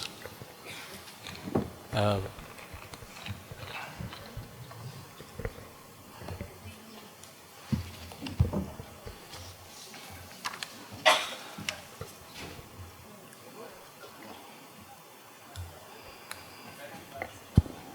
ligado, mas agora foi. Eu tenho duas perguntas, uma para a Aide, outra para Hélio, né? Para Hélio é mais um comentário, mas Aide, eu queria primeiro destacar uma frase que você traz no teu texto, que é analisar o mito para escrever a estrutura. ¿Comprendes? Una frase que traje en tu texto, ¿sí? Analizar el mito para escribir la estructura. Me quedé pensando si esa frase podría ser considerada como una clave de lectura de Lacan en el Seminario 5. ¿Por qué? Te digo por qué. Agora segue em português, tá? Eu acho que tem algo de problemático no Seminário 5, né? Bastante problemático, talvez seja o seminário em que Lacan é mais freudiano, né? E que é quando ele fala dos 3 tempos do Édipo, né? E descreve o Édipo nessa temporalidade linear, que acho que está profundamente articulada com uma concepção de constituição do sujeito muito disseminada, né? E aí dos problemas e contradições que advêm daí. Mas eu não sei se analisar o mito para escrever sua estrutura, né, pode funcionar, operar como uma chave de leitura desse seminário. Não sei se eu estou tentando salvar o que me incomoda em Lacan no Seminário 5, mas, bom, isso... Eu queria saber a sua opinião. E para o Hélio, um comentário, né, e talvez redunde numa pergunta, que para mim não funciona pensar a experiência sozinha, né? A experiência junto com a teoria, e eles se articulam como num bucle, né? Porque você vai da tua experiência clínica para a teoria, da teoria para a experiência, né? E isso sim é produtivo. Mas pensar que a experiência sozinha... Por que um analista velho, por si só, que não estuda, vai conseguir chegar a isso, ou responder a isso, as perguntas que você coloca em relação ao processo de análise, né? A gente faz um grupo de perguntas? Tá, então, eu tenho uma pergunta. Para a Aide, né? Gostei muito do seu trabalho, acho que ele dialoga com o trabalho que eu tenho feito sobre mitos e tudo mais, mas essa contraposição com o romantismo, eu fico pensando na relação entre estrutura e história, se a gente não perderia um braço da teoria da história, né? Então, assim, o que há, por exemplo, se a gente for pegar o mito de Édipo, o que há de estrutural aí? O Lacan não abre mão, porque o mito de Édipo ele é um mito diferenciado, né? Ele é até considerado o mito dos mitos, porque todo mito ele implica um enigma, a partir do qual uma série de narrativas vão surgir, e essas narrativas têm peripécias, têm reviravoltas. E o Édipo é um mito em que o enigma vem junto com a peripécia, ele produz a peripécia, né? A reviravolta. Então, ele tem um lugar diferencial na história e tudo mais. Então, eu ficaria pensando o que tem de estrutural no Édipo, para além de papai, mamãe, parricídio. Não é sobre isso, né? A estrutura da coisa. Ao mesmo tempo, quando a gente pensa, até vindo com a leitura da Flávia agora, né? análise estrutural dos mitos que o Lévi-Strauss propõe a partir de 52, que é a porta de entrada para uma retomada, para uma apropriação do significante no Lacan, né? Vem via Lévi-Strauss, o mitema como base do significante lacaniano, vem via Lévi-Strauss, mas o Lévi-Strauss ele já é um cara que trabalha a noção de estrutura a partir de uma teoria da história, do idealismo alemão, que vem pelo seu predecessor, que, como o Alfredo bem lembra, que é o Franz Boas. O Franz Boas é a grande porta de entrada da teoria da história na leitura do Lévi-Strauss, né? E aí eu fico pensando, se a gente tomar o romantismo como um inimigo, assim, eu concordo na leitura do Freud, um evolucionismo ele tem um caráter problemático, né? Em Totem e Tabu, por exemplo. Mas se a gente não deixaria a teoria da história de escanteio para pensar a noção de estrutura. E agora, quantas perguntas a gente faz? A Gabriele... Tá.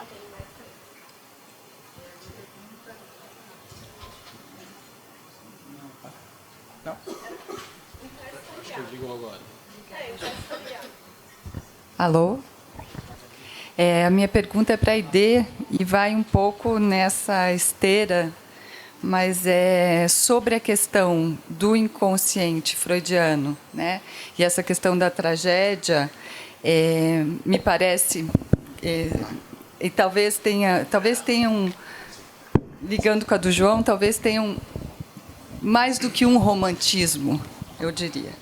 Mas, assim, a minha pergunta é mais específica sobre esse inconsciente freudiano do romantismo, e eu queria te ouvir com um contraponto da apresentação da Juliana e o Rabelais, porque me parece que aí tem uma direção da cura, né, no discurso analítico, que vai na direção de uma outra... não do romantismo, mas do Rabelais, né? Tentar articular as duas coisas. Bom, a minha pergunta também vai para a Aide. Aide, há alguns anos, no evento da Pola Brasília, você foi apresentar a sua investigação em torno do texto clínico, fruto da sua tese de doutorado, que eu li. Comentei um pouco no livro Outras Leituras, dos escritos de Lacan. Na discussão, ao final, você diz: tomem como um comentário em confiança a ideia de que o gênero literário que o texto clínico mais se aproximaria seria o gênero da novela. Eu fiquei confusa quando você disse isso por conta da diferença entre línguas, do espanhol e português, diante da expressão comentário em confiança. Talvez você tenha querido dizer um comentário em off, em confidência. Sim. Mas, na confusão entre línguas que eu fiquei, eu tomei, ao mesmo tempo, como um comentário digno de confiança, no sentido de uma aposta de leitura. E aí eu queria te pedir se você poderia retomar um pouco o que você pensa sobre essa aproximação, porque me parece abrir uma via de leitura na medida em que, se a gente pensa a partir dos anos 60, com a ideia do drama do sujeito da ciência dividido entre saber e verdade. Seria isso. Quería plantear algo así como una crítica al texto y la idea de Bárbara Kazan de Jacques el Sofista. Y propongo solamente un ejemplo clínico. Supongan que nuestro paciente es Edipo, que nos consulta Edipo por cierta inquietud político-social de su posición en la sociedad, y que él siente que habría algo de la historia que estaría en juego. Bueno, si seguimos por la vía sofística, nunca llegaríamos al asesinato del padre, pero tampoco a que se arranque los ojos. Quizás si interpretásemos la verdad histórica junto con el analizante respecto a qué sucedió, quizá luego, en un segundo tiempo, la potencia del significante nos permitiría proponer, pero hay que arrancarse los ojos por eso. ¿Conocen el caso de Gisèle Pericot y Dominique Pericot? Un hombre drogó a su mujer durante 20 años y la entregó a violaciones a hombres presentados anónimamente que él filmaba. Lo descubrieron porque estaba filmando bombachas en un shopping. Con una cámara ponía abajo del vestidor y filmaba las bombachas de las mujeres. El seguridad del shopping lo descubre y en el celular descubren que hay la grabación de 20 años. Bueno, ese es Dominique, Giselle. Giselle dice, siempre tuve la sensación de que algo extraño sucedía a las mañanas. Me levantaba algunas mañanas distinta, sentía mi cuerpo distinto. Bueno, invento porque no tuvo. El análisis de Giselle Pericó debería haber, es mi problema clínico, yo como analista, haber arribado a que estaba siendo violada con recurrencia durante 20 años en, no sé, 80, hay 80 películas, solamente 20 hombres que fueron descubiertos. Y llegar a que estaba siendo violada para que ella pueda operar con eso, por la potencia del significante, fui violada, me da vergüenza, tengo que silenciarlo, tengo que decirlo públicamente. Suponga que tiene una mujer en análisis ustedes. Tiene la sensación de que cuando fue pequeña, 5 años, algo pasó con el padre. Algo raro, siempre tuvo sensación. No hay más datos. El análisis, me pregunto yo, debería contribuir a que ella establezca cierta versión de la verdad. Por ejemplo, sí, que fue violada por el padre. Llegada a ese punto, descubre que la hermana también. Le pregunta a la hermana, ¿vos no tenés la sensación? Sí, yo también. Y ahí hacen la denuncia y luego la potencia del significante, ¿qué hacemos con eso? Fui violada, lo permití, me gustaba, no me gustaba. Algo frecuente en los descubrimientos de violación. Porque si no, con Jacques el sofista, me parece que ya el primer movimiento descartaría una operación sobre la verdad. Con lo cual, por ejemplo, todas las mujeres violadas que tienen dudas de si fueron violadas o no, analizándose, seguirían en la duda. O habría que llegar a alguna versión de la verdad, una versión, para ver cómo se opera con esa versión de la verdad y luego, por ejemplo, habilitar un acto. Porque si es sofística desde el comienzo y se disuelve toda operación sobre crímenes, violencia, violaciones, asesinatos, estafas. Fue una estafa, no fue una estafa, el hermano le dio la plata, no le dio la plata. Bueno, ahí viene la potencia del significante. Pero si desde el comienzo somos sofistas, no se revela ninguna situación sobre la cual haya una operación. Bueno, eso. Respondemos e depois, pessoal, com vocês. O pessoal pediu para ser rápido, por favor. Hola. 2 minutos cada. Sí. Bora lá. Flavia, coincido con vos en que el seminario 5, 4 hasta el 7, en lo personal, me genera fuertes discrepancias, interrogantes, desorientación, lo que sea. Es más, en el 7, Lacan trabaja justamente la tragedia de Antígona. Si bien él recupera lo que Sófocles elimina, que es volver a armar la trilogía, porque la evoca, ¿no? Edipo Rey, Edipo en Colón, Antígona. A pesar de eso, para mí al menos hasta este momento, no he podido despejar la incomodidad que me genera el planteo del deseo en relación justamente a un género trágico, ¿no? Pero bueno, entiendo que la condición del mito a la estructura es algo muy específico que Lacan está formulando allí en estas clases del seminario 17, justamente en la formulación de un reverso, y que analizar el mito, en todo caso yo lo planteo más en la línea no de tal o cual mito, sino en cierta condición de esas tramas narrativas con las que tratamos en la clínica. El punto es ese, cómo intervenimos, y en parte tomando el comentario de Alfredo, ¿no? Intervenimos orientándonos de algún modo, y justamente será la potencia del significante, pero apostando justamente a que ese caso podrá ser formalizado, ¿no? Sí.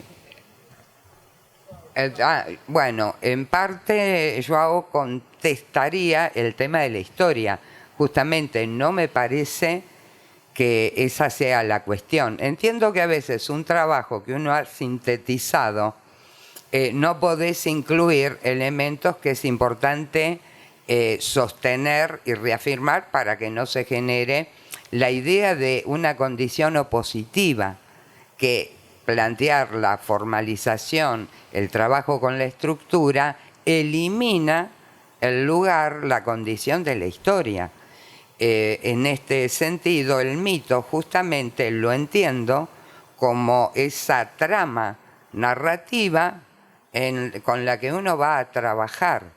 Y desde ya que el problema, el problema es bien específico a la condición de cómo Freud toma ese mito, pero como Lacan plantea, y no es menor, en relación a un género trágico y a una cierta condición que ese modo en que Sófocles construye a ese personaje, al héroe trágico, es esto lo que me parece que estoy planteando. No más allá de el trabajo justamente. Si pensás al Edipo como mito, no sé cuánto se aproxima a la tragedia que escribió Sófocles, ¿no? Si uno toma lo que formuló Lévi-Strauss en ese sentido. Luego, Gabrieli.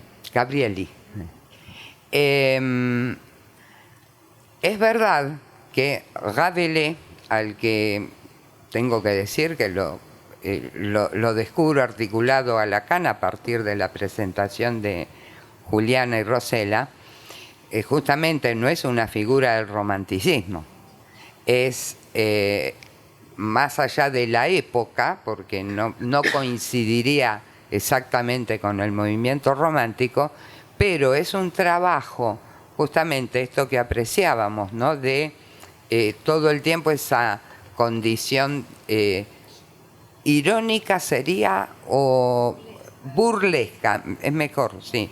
La ironía suele corresponderse más con el romanticismo, sí. Lo burlesco, este modo de poner en cuestión instituciones, sí, tal vez sea una buena manera de pensar ese otro género. Las tragedias en la Grecia se escribían las trilogías y en general también se escribía un texto satírico, ¿no? Que complementaba. No, lamentablemente parece ser que solo uno o dos han trascendido, ¿no? Pero bueno, tal vez yo creo que es un pendiente interesante para retomar, ¿no? Sí. Alana, bien. Sí, era en off el comentario. Pero en aquel momento, ese intercambio, yo estaba justamente empezando a pensar el impacto, el peso de la condición trágica, no solo de Edipo en Freud, sino también del trabajo de Lacan respecto al deseo, articulado a otra tragedia emparentada, valga, ¿no?, la cuestión. En ese momento, una de las consideraciones que yo había hecho era que justamente si la tragedia, que luego entiendo también que se correspondía con el planteo romántico, ¿no?, que se trata de esa fatalidad que ya sabemos cuando empieza, cómo termina, y yo lo pensaba en relación al espacio de la clínica, y en un momento dije, bueno, como género podría oponerse la novela, pero no la novela como la novela del neurótico, no, sino más bien pensada como género, en que el término en español novela deriva de novedad, ¿sí? Es lo nuevo, es aquello que no podríamos ubicar en un cálculo previo. Era como, si ustedes quieren, una contraposición de géneros que no es rigurosa, era una manera de ir ensayando, bueno, con qué trabajamos, ¿no?, en ese punto.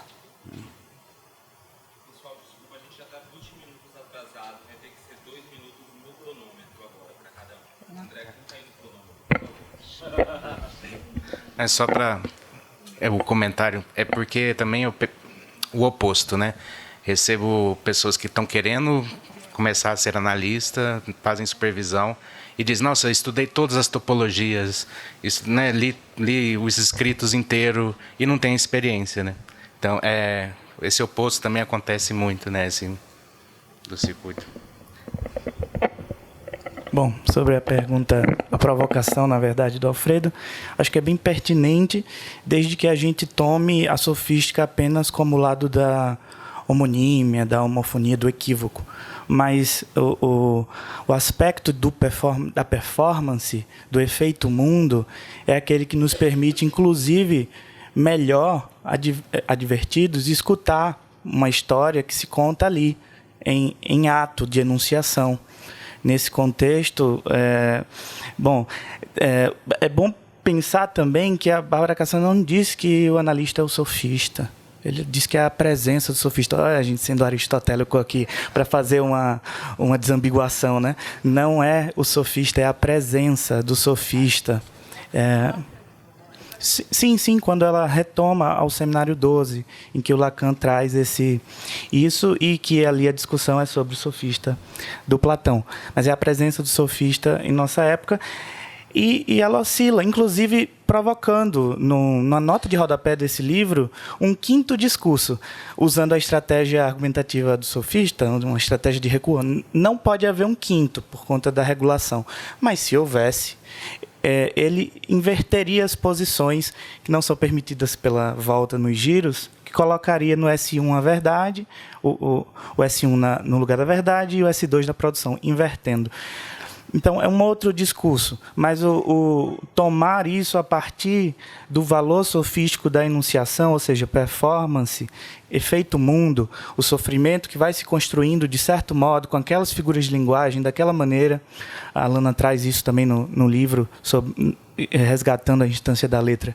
Muito bom para pensar como que esse efeito mundo vai se construindo a partir da linguagem. E a partir dela, também, pelo menos em psicanálise, nós não vamos poder fazer outra coisa senão tentar desfazê-los ou apontar aí seguindo um certo regramento até as últimas consequências em que esse regramento encontra a sua implosão ou sua impossibilidade. Encerramos? Silvana? ¿Quieres responder algo?